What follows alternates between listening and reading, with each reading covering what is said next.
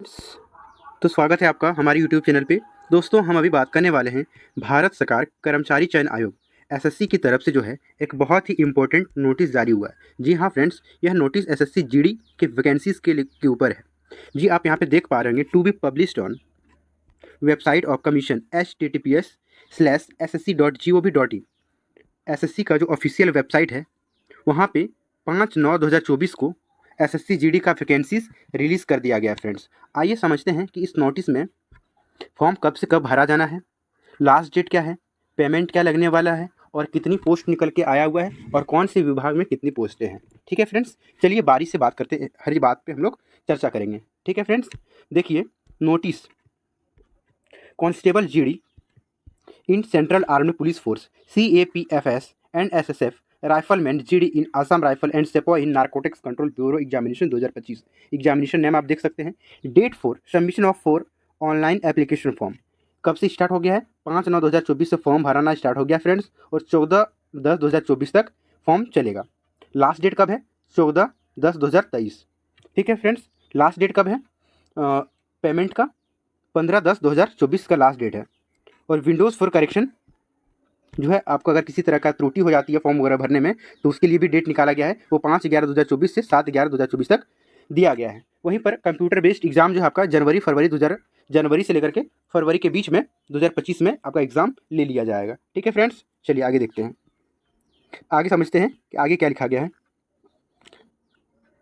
आपका जो computer based exam है, अगर आप हिंदी इंग्लिश के अलावा और अदर किसी लैंग्वेज में देना सकते हैं, तो आप यहाँ पे देख सकते हैं 13 लैंग्वेजेस में आप एग्जाम दे सकते हैं, जिसमें कि आसामी, बंगाली, गुजराती, कन्नड़, कोंकणी, मलयालम, मणिपुरी, मराठी, उड़िया, पंजाबी, तमिल, तेलुगु एंड उर्दू। इन 13 भाषाओं में भी आप एग्ज़ाम दे सकते हैं फ्रेंड्स। ओके, बाकी हिंदी इंग्लिश तो रहेगा ही। ठीक है, चलिए बाकी नोटिफिकेशन आप पढ़ लीजिएगा। बाकी मैं डिटेल वैकेंसीज़ के ऊपर चलता हूँ। सबसे पहले आप पे स्केल आप देख लीजिए। पे स्केल जो है ना, इसमें पे लेवल फर्स्ट रहने वाला 18,000 से लेकर के 56,900 तक सैलरी रहेगा। ठीक है, और एनसीबी में जो है नारकोटिक्स में आपका पे लेवल 3 देखने को मिलेगा। 21,700 से लेकर के 69,100 रुपये बेसिक पे देखने को मिलेगा फ्रेंड्स।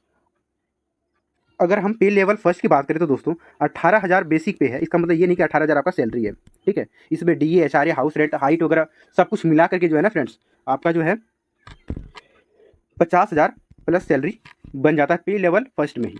और अगर पे लेवल थर्ड में अगर नारकोटिक्स डिपार्टमेंट में मिलता है, तो आपका सैलरी जो है 70 प्लस ही देखने को मिलेगा। ओके, मेरे बहुत सारे फ्रेंड्स लोग हैं, तो उनसे पता किया मैंने, तो पता चला। ठीक है फ्रेंड्स, तो चलिए वैकेंसीज के डिटेल पे चलते हैं। The details of vacancies are as follows. देखिए, आप वैकेंसीज जो है BSF में है, CISF में है, CRPF में है, SSB में है, ITBP, आसाम राइफल, SSF और NCB में है। टोटल वैकेंसीज जो है फ्रेंड, BSF में कितनी फ्रेंड टोटल है? 15,654 है। CISF में आप देख सकते हैं। CRPF में फिर सबसे ज़्यादा देखने को मिलेगा। BSF के बाद CRPF में सबसे ज़्यादा वैकेंसीज है, 11,541। वहीं पे SSB में 819 पोस्ट है, ITBP में 3,017 पोस्ट है, आसाम राइफल में 1,248 पोस्ट है, SSF में 35 पोस्ट है, वहीं पे NCB में 22 पोस्ट है। टोटल कुल मिलाकर के वैकेंसीज की बात करें तो दोस्तों, आप यहाँ पर देख पा रहे होंगे 29,481 पोस्ट निकल करके आई हुई है फ्रेंड्स। ओके, तो आप लोग वैकेंसीज बहुत अच्छी वैकेंसीज है, और हो सकता है कि ये लास्ट वो हो, क्योंकि सरकार जो है एसएससी जीडी में लगातार 6 साल से वैकेंसी देती आ रही है। तो फ्रेंड्स, सब कुछ फॉर्म भरिएगा जरूर से ज़रूर, ताकि आप लोग का सिलेक्शन हो सके, आपका माता पिता का जो है सपना पूरा हो सके। चलिए आगे बात करते हैं।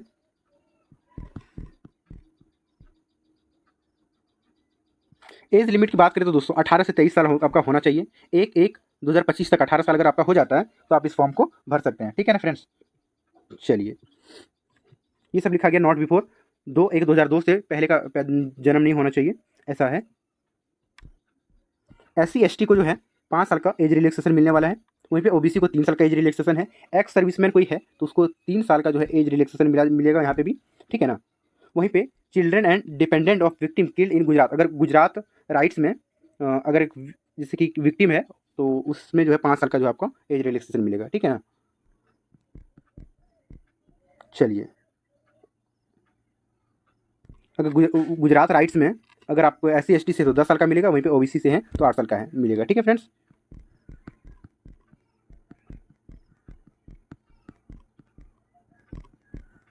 चलिए आगे बात करते हैं। एजुकेशन क्वालिफिकेशन की बात करें तो दोस्तों 10th पास होनी चाहिए, ठीक है ना। और 1/1/2025 से पहले जो है आपका 10th पूरा हो जाना चाहिए और सर्टिफिकेट आपके पास हाथ में होना चाहिए, ठीक है। सिर्फ मेट्रिकुलेशन 10th पास हैं अगर आप, तो इस फॉर्म को जरूर भरिएगा। डॉक्यूमेंट वेरिफिकेशन के टाइम में आपको जो है मार्कशीट, प्रोविजनल सर्टिफिकेट, ये सब रिक्वायर्ड डॉक्यूमेंट है और आधार कार्ड होनी चाहिए। तो ये सब आप एक बार नोटिफिकेशन में देख लीजिएगा फ्रेंड्स, ओके। अगर आपने एनसीसी से हैं, सी सर्टिफिकेट है, तो आपको 5% का एक्स्ट्रा छूट मिलेगा एग्जामिनेशन में। वहीं पे एनसीसी बी कैडी सर्टिफिकेट है तो 3% का, और एनसीसी ए सर्टिफिकेट है तो आपको 2% ऑफ एक maximum marks of the examination marks दिया जाएगा फ्रेंड्स, ओके। तो बोनस मार्क्स के तौर पे आपको दिया जाना है। एप्लीकेशन फ़ी क्या लगने वाली है दोस्तों, तो आप देख सकते हैं एप्लीकेशन फ़ी जो है 100 रुपये लगने वाले हैं, ठीक है। और अगर आप SC ST से हैं तो आपको 0 रुपये फीस लगेगा, ठीक है। और जनरल OBC से हैं तो आपको 100 रुपये फीस लग रहा है फ्रेंड्स, ओके। पेमेंट आप भीम UPI किसी से भी कर सकते हैं, ठीक है। आप देख सकते हैं रुपये डेबिट कार्ड वगैरह दिया गया है। तो अगर आप पेमेंट के लिए ऑनलाइन पेमेंट होगा और फॉर्म भी ऑनलाइन भरा जाना है।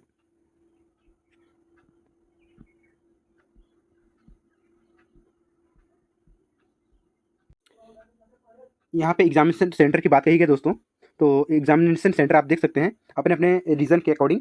एक्चुअली ये सेंट्रल रीजन है। सेंट्रल रीजन में बिहार और उत्तर प्रदेश आता है, तो उसमें भागलपुर, दरभंगा, मुजफ्फरपुर, पटना, पूर्णिया, आगरा, बरेली, गोरखपुर, झांसी, कानपुर, लखनऊ, मीरठ, प्रयागराज और वाराणसी में जो है आपका सेंटर पड़ने वाला है फ्रेंड्स, ओके। तो आप अपने नज़दीकी जहाँ जिस स्टेट से आप हैं उस स्टेट के नज़दीकी सेंटर को मद्देनजर रखते हुए आप अपना प्रीफ्रेंस डालेंगे फ्रेंड्स, ओके। आपको 3 प्रीफ्रेंस डालना होगा। अगर जैसे कि आपका भागलपुर नज़दीक पड़ता है तो आप पहले भागलपुर डालिए, अगर मुजफ्फरपुर आप उसके बाद में पड़ता है तो मुजफ्फरपुर डालिए, फिर पटना डालिए, ऐसे आप फॉर्म भर सकते हैं friends, okay.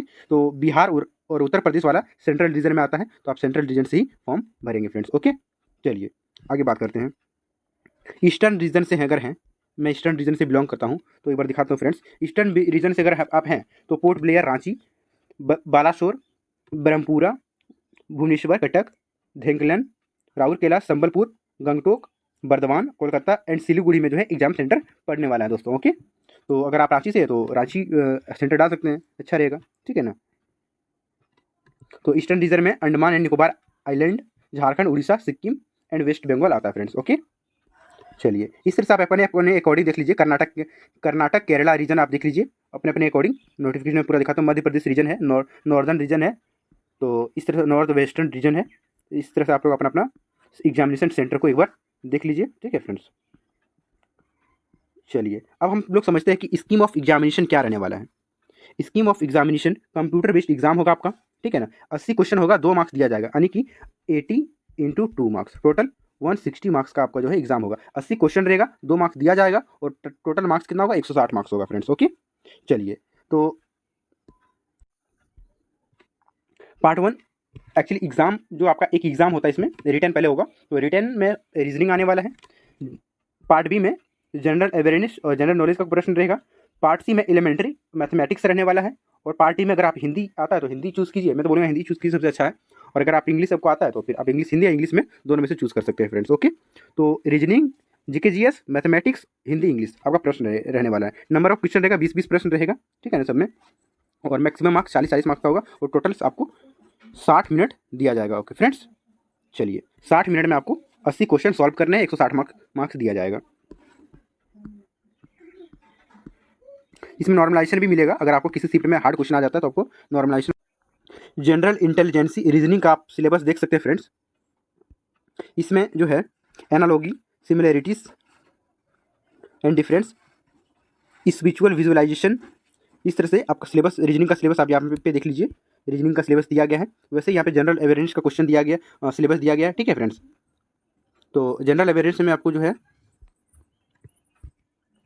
History, culture, geography, economics, polity, Indian constitution, ठीक है ना, और करंट अफेयर के भी प्रश्न देखने को मिलेगा, ठीक है फ्रेंड्स। चलिए आगे बात करते हैं। वहीं पे मैथमेटिक्स की बात करें तो दोस्तों मैथ्स का जो सिलेबस होने वाला है उसमें this section will include question on problem relating on number system से प्रश्न रहेगा। Whole number, decimal, fraction, relationship between number, fundamental arithmetic operation, percentage, ratio, proportion, average, interest, profit and loss, time and distance, ratio and time and work से प्रश्न रहने वाला friends. Okay, 10th basis का exam है, तो आपको 10th level का ही प्रश्न पूछा जाएगा।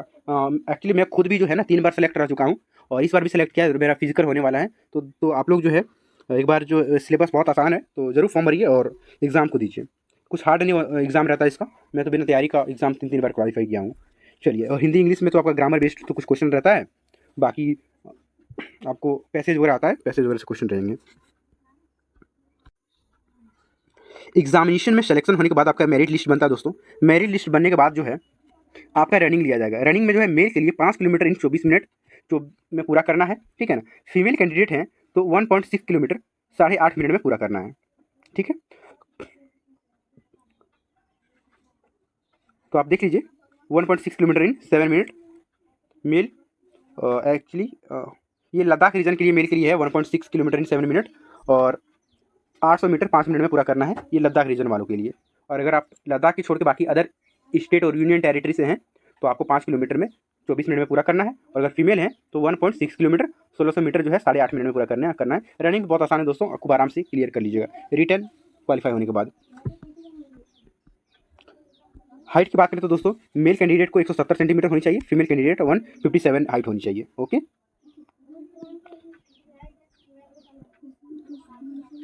अगर आप SC ST से सिर्फ ST से आते हैं तो अगर मेल हैं तो 162 सेंटीमीटर चलेगा, और फीमेल है तो 150 सेंटीमीटर चल जाएगा फ्रेंड्स। ओके, अगर नॉर्दर्न ईस्टर्न स्टेट से हैं तो आपको 157 भी चलेगा हाइट, और मेल और फीमेल का 147.5 सेंटीमीटर भी चलने वाला है। तो इसके अकॉर्डिंग आप अपना देख लीजिए, ठीक है ना।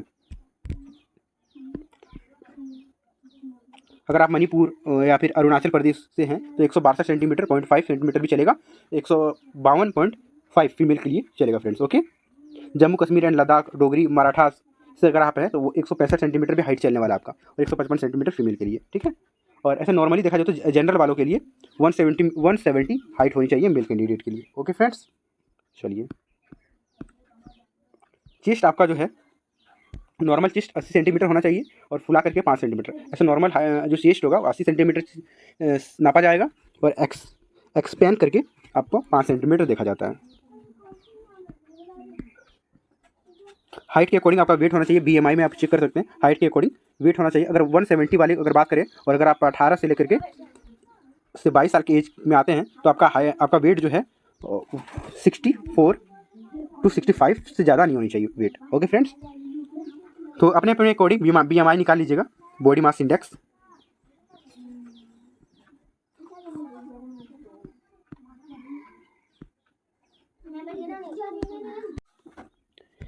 मिनिमम इतने मार्क्स जो है अनरिजर्व कैटेगरी को 30% लाना अनिवार्य है, OBC EWS को 25%, और अदर कैटेगरी से अगर आप हैं तो जो है 20% लाना अनिवार्य है एग्जाम में। Okay friends, PAT and PST में। तो दोस्तों हम लोग सारी बातों पे चर्चा लगभग कर चुके हैं, ठीक है फ्रेंड्स। तो आप लोग इस फॉर्म को जरूर भरिए। चैनल पर अगर मेरे नए हैं तो सब्सक्राइब कर लीजिए, हमें भी मोटिवेशन मिलेगी, ऐसे ही वीडियो लाता रहूँगा। और मैंने भले ही वीडियोस थोड़ी सी पुअर बनी हो, बट मैंने आप सारी डिटेल्स को जो है ब्रीफली रखा है आपके सामने में, ठीक है फ्रेंड्स। तो चैनल को सब्सक्राइब कर लीजिए, ऐसे ही टाइम टू टाइम वीडियोज़ आते रहेगा, ठीक है फ्रेंड्स। तो ओके फ्रेंड्स, तो बाय।